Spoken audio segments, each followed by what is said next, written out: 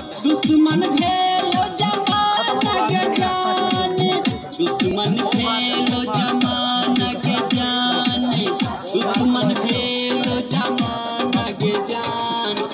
के तोहर शादी भेलो पोरा के गबनमा, अब कहिया है तो लाला नमक जान, अब कहिया है तो लाला नमक बनमा, अब कहिया है तो लाला नमक जान, अब कहिया है तो लाला नमक जान, अब कहिया है तो लाला नमक जान।